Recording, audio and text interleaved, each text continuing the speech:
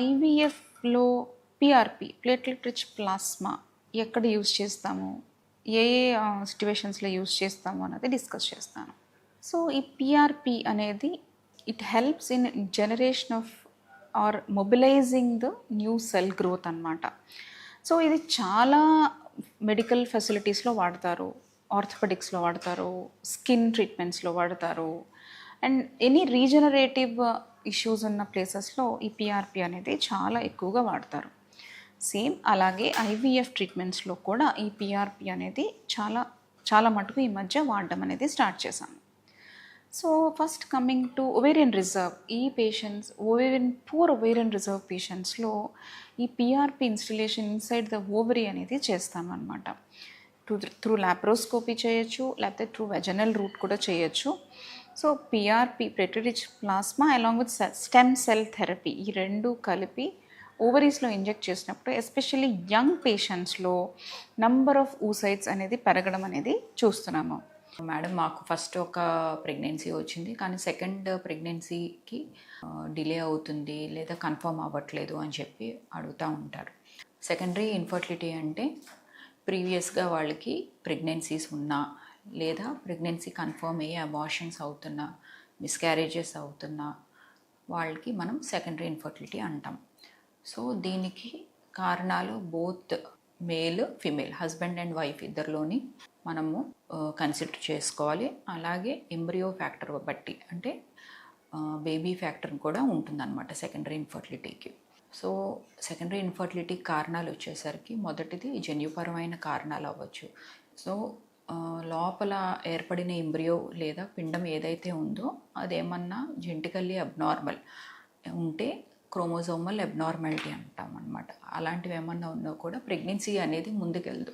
So జన్యుపరమైన లోపాలు ఉన్న ప్రెగ్నెన్సీస్ సాధారణంగా సెకండ్ మంత్, థర్డ్ మంత్లో అబార్షన్స్ అవుతూ ఉంటాయి. సో దీనికి కారణాలు ఎగ్ క్వాలిటీ ఏమన్నా ఊరుగా ఉన్నా, లేదా ఎగ్ బలంగా తయారవకపోయినా, లేదా స్పర్మ్ క్వాలిటీలో ఏమన్నా లోపాలు ఉన్నా కూడా ప్రెగ్నెన్సీ అనేది హెల్దీగా ఫామ్ అవుతుంది అనమాట. ఐవీఎఫ్ ప్రొసీజర్ అయింది, మాకు ఎంబ్రియో ట్రాన్స్ఫర్ చేశారు, మరి ఎలాంటి ఫుడ్ తినాలి అని చాలామందికి డౌట్స్ ఉండొచ్చు. సో ఎంబ్రియో ట్రాన్స్ఫర్ తర్వాత మనం మెయిన్గా ఒక హెల్తీ బ్యాలెన్స్డ్ డైట్ని ప్లాన్ చేసుకోవాల్సి ఉంటుంది. దీంతోపాటు అడిక్వేట్ హైడ్రేషన్ అంటే వాటర్ కూడా తగిన మోతాదులో అట్లీస్ట్ ఒక 3 to 4 లీటర్స్ డైలీ తీసుకోవడం అనేది ఇంపార్టెంట్ అనమాట. ఆల్కహాల్ అనేది మనము కంప్లీట్గా అవాయిడ్ చేయాల్సి ఉంటుంది. అండ్ దీంతోపాటు heavy coffee consumption and processed food, junk food ఇలాంటివి, అండ్ హెవీ మెర్కురీ కంటెంట్ ఉన్న సీ ఫుడ్ కానీ, అండ్ హై సాల్టీ ఫుడ్ కానీ, దీంతోపాటు స్పైసెస్ అండ్ మసాలాస్ లిమిటెడ్గా తీసుకోవడం ఇంపార్టెంట్ అనమాట. ఆయిల్స్ విషయానికి వచ్చినట్టయితే మనం కొంచెం గమనించి వాడుకోవడం అనేది ఇంపార్టెంట్. అండ్ మీట్, మెయిన్గా సీ ఫుడ్ విషయానికి వచ్చినట్టయితే మనము కుక్డ్ సీ ఫుడ్ తీసుకోవడం ఇంపార్టెంట్ అనమాట. మెయిన్గా రా మీట్ కన్సంప్షన్ అనేది కొంచెం అవాయిడ్ చేయాల్సి ఉంటుంది. అండ్ మిల్క్ ప్రోడక్ట్స్ విషయానికి వచ్చినట్టయితే మనము ప్యాస్చరైజ్డ్ మిల్క్ ప్రోడక్ట్స్ అనేవి తీసుకోవచ్చు. బట్ అపార్ట్ ఫ్రమ్ దట్ మనకు ప్రాపర్గా ప్రాసెస్ చేయని మిల్క్ ఇలాంటివి కొంచెం అవాయిడ్ చేస్తే బెటర్ అనమాట. ఈరోజు సర్వైకల్ క్యాన్సర్ గురించి మాట్లాడుకుందాము. సర్వైకల్ క్యాన్సర్ అంటే ఏంటి అని అంటే మనకి గర్భాశయ ముఖద్వారంని మనం సర్విక్స్ అని అంటాం అనమాట. సో ఈ సర్విక్స్ రీజియన్లో వచ్చే క్యాన్సర్ని మనం సర్వైకల్ క్యాన్సర్ అని అంటాము.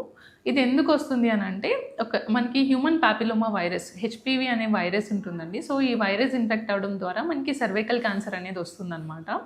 సో ఇది ఇండియాలో కొంచెం కామన్గానే ఉంటుంది, ఎక్కువ ఇన్సిడెన్స్.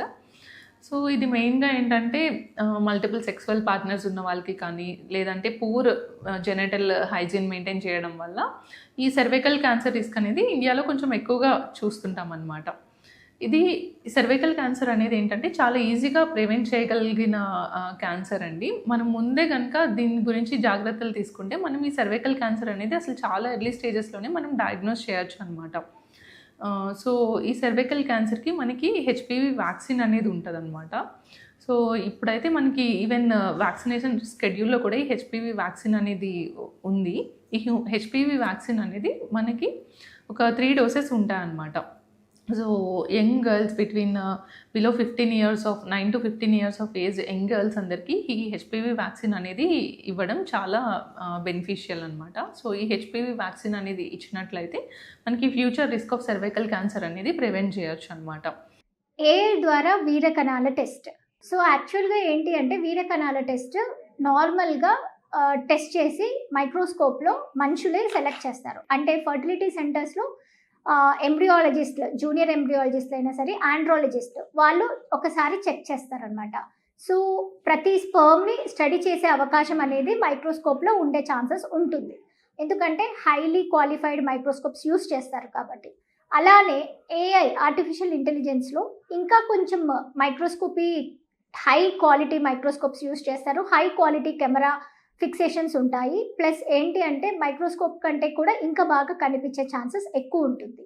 సో వాటి కదలికలతో పాటు మార్ఫాలజీని కూడా తెలుసుకునే ఛాన్సెస్ ఏఐ ద్వారా ఎక్కువ ఉంటుంది అన్నమాట. సో ఇదేంటి అని అంటే టెక్నాలజీ బాగా పెరిగింది కాబట్టి మైక్రోస్కోప్లో చూసి మనుషులు చెక్ చేసే కంటే ఇక్కడ కంప్యూటర్స్ ద్వారా చెక్ చేసే అవకాశం ఎక్కువ ఉంటుంది. సో దాన్ని స్టడీ చేసేది కూడా ఫాస్ట్గా స్టడీ చేస్తారు, అంటే అక్యురసీ అనే రిపోర్ట్ వస్తుంది అనేది ఉంటుందన్నమాట.